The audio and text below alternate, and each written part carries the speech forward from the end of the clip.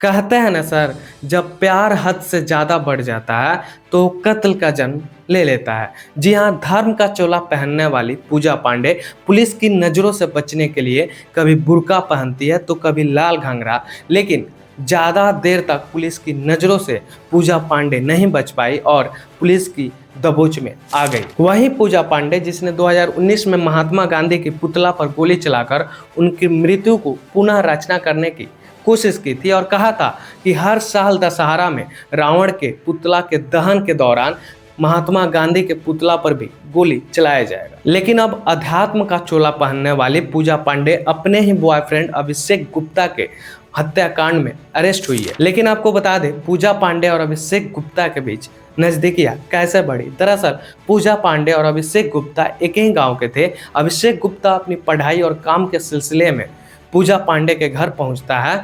पूजा ने अभिषेक की देखभाल करती है, उनकी ख्याल रखती है और दोनों के बीच नज़दीकियाँ बढ़ती है। दोनों एक दूसरे से कॉल पे बात करने लगते हैं और इसी सिलसिले में एक दूसरे के बीच प्यार हो जाता है। बाद में अभिषेक गुप्ता टीवीएस शोरूम शुरू करते हैं। दोनों ने फिजिकल रिलेशन बना लिए थे और इसी का फायदा पूजा पांडे ने उठाना शुरू कर दिया और अभिषेक से शादी करने की टॉर्चर करने लगी और टीवीएस शोरूम में हिस्सेदारी मांगने की कोशिश करने लगे। इसी से तंग होकर अभिषेक ने पूजा से बातचीत करना बंद कर दिया, पूजा का नंबर ब्लॉक लिस्ट में डाल दिया और सिम को तोड़कर फेंक दिया और बिजनेस में आगे बढ़ने की कोशिश करने लगा। लेकिन पूजा पांडे यहीं नहीं रुकी और रच दी षड्यंत्र अपने पति के साथ मिलकर अभिषेक गुप्ता को मारने की और दे दी सुपारी दो लोगों को। एक का नाम है मोहम्मद फजल और दूसरे का नाम है आसिफ और डील 3 लाख रुपए में फाइनल हुई थी, जिसमें से 1 लाख रुपए एडवांस के तौर पर दिए गए थे। और ये दो लोग आसिफ और फजल बाइक से आते हैं और लगातार अभिषेक गुप्ता पे फायरिंग करने लगते हैं।